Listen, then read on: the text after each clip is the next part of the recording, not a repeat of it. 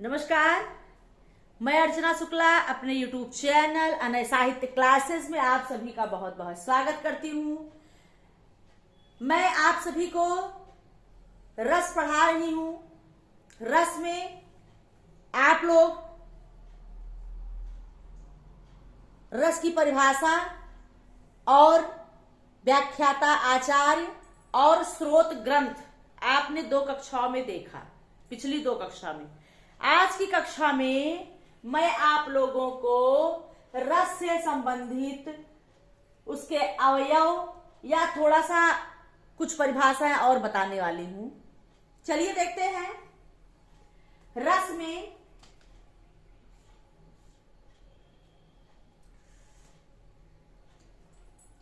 रस्यते आस्वादते इत रस रसः रस्यते आस्वादते इति रसः, जिसका हम आस्वादन करते हैं, जिसका हम पान करते हैं, उसके बाद जो आनंद आता है उसे क्या कहा जाता है? उसे रस कहा जाता है। क्या कहा जाता है? रस। वामन का ये परिभाषा वामन की ये आपके एलटी ग्रेड में आई थी 2018 में, जो लोक सेवा आयोग ने परीक्षा कराई थी, पहली बार परीक्षा हुई थी। उसमें इस परिभाषा को दिया गया था कि इसके आचार्य कौन है। तो आप ये बहुत महत्वपूर्ण जानिए। रस में ये और ये भरत मुनि की व्याख्या नाट्यशास्त्र पुस्तक में है, इसी से आगे रस बढ़ता है। ठीक है। रसते आस्वादते इति रसः। वामन ने कहा दीप्त रसत्व कांति, मतलब जिस रस के प्रज्वलित होने पर रस का प्रकाश फैल जाता है उसे क्या कहते हैं? रस। रस रूपी दीप जब प्रज्वलित होता है, उसका प्रकाश जो है चारों तरफ फैल जाता है, एक नया अनुभव होता है, आस्वाद मिलता है, वो रस कहलाता है अकॉर्डिंग टू वामन। तो वामन का दीप्त रसत्वम कांति, ये इनकी परिभाषा बहुत महत्वपूर्ण है। और हमने कल चर्चा की थी भरत मुनि की परिभाषा, जो नाट्य शास्त्र में उन्होंने कहा है कि विभावानुभाव व्यभिचारी संयोगाद निष्पत्ति, संयोगाद रस निष्पत्ति, मतलब विभाव अनुभाव और संचारी भाव के संयोग से रस की निष्पत्ति होती है, निकलता है। अब आइए उसको देखेंगे कि विभाव क्या है, अनुभाव क्या है और संचारी भाव क्या है। तो कैसे रस की उत्पत्ति होती है ये देखना है।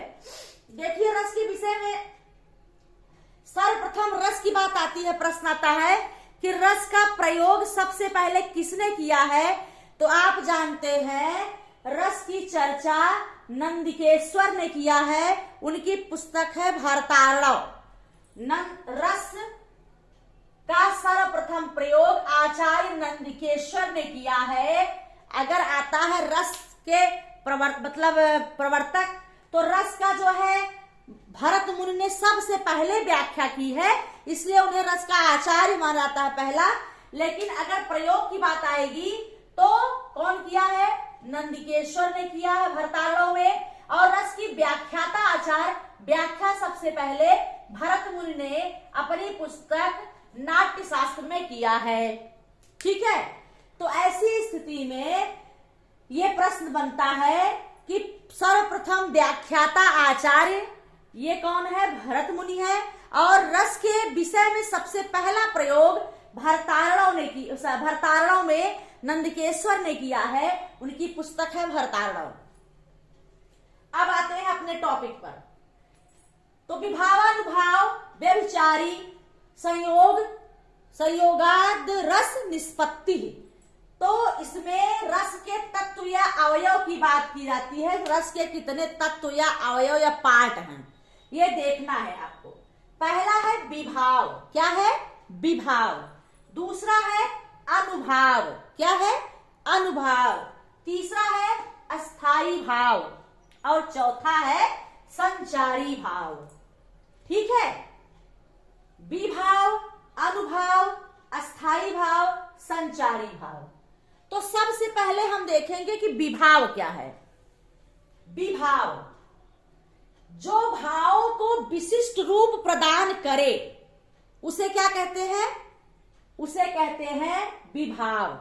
जैसे टिकिया चाट तो खाएंगे, लेकिन उसमें चटनी, मसाला और नमक मिर्च जब बढ़िया रहेगा तभी उसका बढ़िया स्वाद मिलेगा। उसी प्रकार से काव्य को पढ़ने में इस प्रकार के नमक और मिर्च की जरूरत होती है, जो कि हमें उसे पढ़ने के बाद आनंद तभी आएगा जब उसमें विभाव रहेगा। एक विशेष प्रकार का भाव होता है जो कि व्यक्ति को क्या करता है? एक विशेष बल जोर प्रदान करता है, भाव प्रदान करता है। तो भाव जो हमारे अंदर भाव होते हैं उसको विशिष्टता प्रदान करने के लिए कार्य कौन करता है? विभाव। विभाव का कार्य है भाव को विशिष्ट रूप देना। ठीक है, भाव को जैसे कहते हैं जले पर नमक छिड़कना, जले पे तो वैसे कलाता है, अगर नमक छिड़क दोगे तो उसकी जलन और तेज हो जाएगी। उसी प्रकार से विभाव का काम होता है, जैसे कोई कहा रोने का मन था तो कहे मार दिए, वैसे आपको अगर कोई भाव महसूस हो रहा है, अगर उसमें थोड़ा सा आपको बल दे दिया जाए, उस कार्य को करने में और गति मिल जाती है, वो विभाव का कार्य कहलाता है। विभाव में 3 भाग हैं इसके। पहला है आलंबन, दूसरा है उद्दीपन और तीसरा है आश्रय। इसको मैंने लिखा नहीं, बस आपको समझा दे रहा है एकदम सामान्य भाषा में, जिससे मस्तिष्क में बैठ जाए। आलंबन, उद्दीपन और आश्रय। आलंबन में नायक और नायिका आते हैं, और उद्दीपन में वो वातावरण आता है जिसमें नायक नायिका का प्रेम और तेजी से बढ़ जाता है, प्रगाढ़ हो जाता है, एक दूसरे की तरफ आकर्षित करता है, वो उद्दीपन का कार्य करता है। आश्रय क्या होता है? नायक नायिका के जिसके हृदय में प्रेम प्रकट हो जाता है, वो आश्रय कहलाता है। जैसे जब लक्ष्मण जी को, मान लीजिए उदाहरण दूसरा है, लक्ष्मण जी को जब शक्ति लगती है तो लक्ष्मण का शक्ति लगना आलंबन है, लक्ष्मण यहाँ आलंबन हो जाएंगे, और उद्दीपन उनका लगातार मूर्छा होना, मूर्छा होना, मूर्छा होना, बेहोश हो जाना, तो राम यहाँ आश्रय हो जाएंगे। उनके मन में धीरे धीरे कष्ट और बढ़ता और बढ़ता और बढ़ता, और अंततोगत्वा जब लक्ष्मण एक दिन दम से मूर्छित हो जाते हैं तो राम रो पड़ते हैं। अगर लक्ष्मण मूर्छित ना होते, उद्दीपन काम है मूर्छा होना, मूर्छित ना होते तो राम हो सकता रोते नहीं, लेकिन अंदर तो कष्ट रहता। लेकिन जब लक्ष्मण पूरी तरह से मूर्छित हो जाते हैं, राम को यह आभास हो जाता है कहीं ऐसा ना हो कि उन्हें कुछ हो जाए। तो यहाँ पर आलंबन लक्ष्मण हो जाएंगे, उद्दीपन हो जाएंगे उनकी लगातार चोट बढ़ना, मूर्छा होना, बेहोश होना, और आश्रय है राम। उसी प्रकार से जनक वाटिका में जब सीता और राम का मिलन होता है तो वहां का जो वातावरण है, सुगंधित पुष्पमाला से युक्त वातावरण, जिसमें कि नायक यहाँ सीता राम दोनों रहते हैं, तो यहाँ पर आश्रय राम भी है, सीता को देख करके राम के हृदय में प्रेम प्रकट होता है, और राम को देख करके सीता के हृदय में प्रेम प्रकट होता है। तो आलंबन कौन है? नायक नायिका होता है। उद्दीपन वहां का वातावरण, चांदनी रात, सुगंधित माला, नायिका का रूप सौंदर्य ना। तो ऐसी स्थिति में सीता के रूप सौंदर्य यहाँ पर क्या है? उद्दीपन है।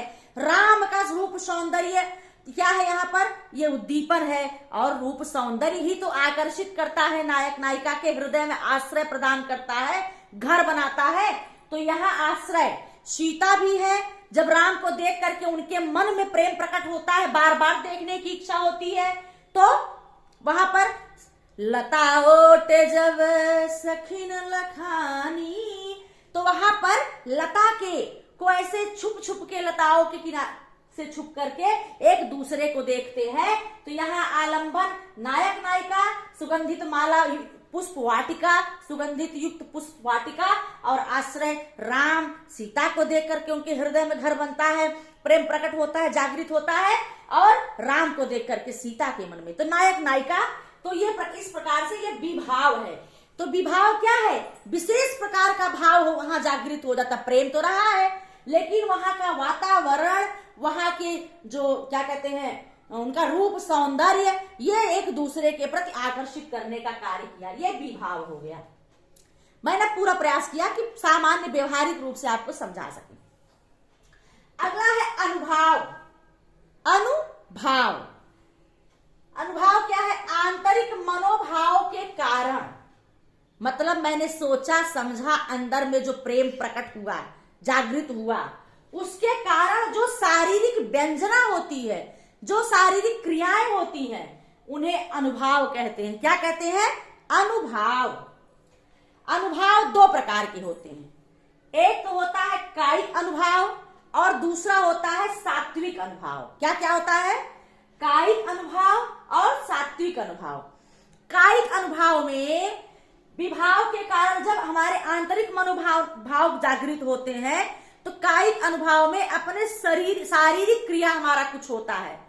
ठीक है, जैसे चिल्लाना, सांप को देख करके बच्चा वहां क्या करता है? वहां कायिक अनुभाव जागृत होता है, चिल्लाने लगता है, डर जाता है। और भूख लगने पर क्या होता है? मनोभाव होता है कि हमको भूख लगी है, लेकिन हम कुछ खाने पीने की चीजों को क्या करते हैं? खाना शुरू कर देते हैं, कायिक अनुभाव हो गया। और इशारा करना, किसी को बुलाना है, मन किया कि हम उसको बुला लें, लेकिन उसको बुलाने के लिए हम क्या करेंगे? आवाज देंगे या इशारा करेंगे, कम हियर, आ जाओ। तो हमारे आंतरिक मनोभाव जो होते हैं, उसके अनुसार जो हमारी शारीरिक व्यंजना होती है, कार्य होती है, क्रियाकलाप होता है, वो कहलाता है कायिक अनुभाव। और सात्विक अनुभाव क्या होता है? सात्विक अनुभाव जिसमें हम रजोगुण तमोगुण से रहित होकर के अंदर हमारे एक निर्मल प्रेम, पवित्र प्रेम जागृत होता है।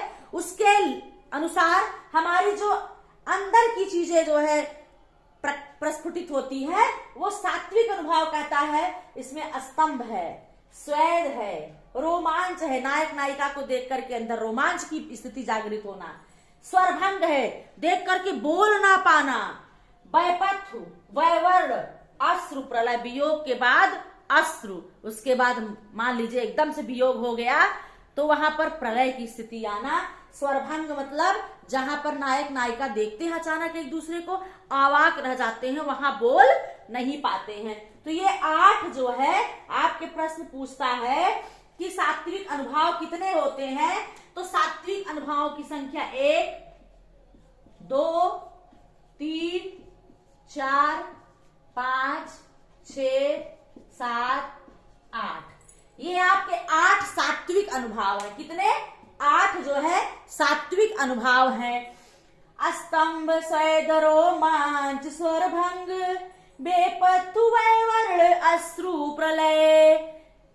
स्तंभ, स्वेद, रोमांच, स्वरभंग, बेपत्तु, वैवर्ण, अश्रु, प्रलय। इसको रट लीजिए। पूछता है स्वरभंग मतलब 4 दे देगा, मान लीजिए दे दिया स्तंभ, स्वेद, रोमांच, उसके बाद दे दिया निर्वेद या कुछ और दे दिया, सात्विक, उसमें संचारी भाव में कुछ दे दिया, तो आप इसको रटे रहेंगे तभी तो जान पाएंगे कि यही 8 सात्विक अनुभाव है। 9वां कोई एंट्री करे, दंड से आप पकड़ लीजिए कि तुम सात्विक अनुभाव नहीं हो। यू कैन गो, जाओ, तुम जा सकते हो, तुम्हारा यहाँ काम नहीं है। तो सात्विक अनुभाव स्तंभ, स्वेद, रोमांच, स्वरभंग, बेपत्तु, वैवर्ण, अश्रु और प्रलय, ये हैं। आज की कक्षा में बस इतना ही। अगली कक्षा में रस के 2 और अंग बचे हैं, अवयव बचे हैं, भाग बचे हैं, उसको मैं आप लोगों को सामने लेकर के आऊंगी। आज की कक्षा में इतना ही। दोस्तों, मैं आप लोगों से फिर से एक आग्रह निवेदन करूंगी कि आप लोग मेरे चैनल को सब्सक्राइब करिए, देख करके छोड़िए मत, देखिए, सब्सक्राइब करिए, लोगों तक पहुंचाइए। विश्वास करिए, एक दिन आपको आपकी मंजिल तक मैं जरूर पहुंचाऊंगी। ये मेरा आप लोगों से वादा है। ठीक है, धन्यवाद।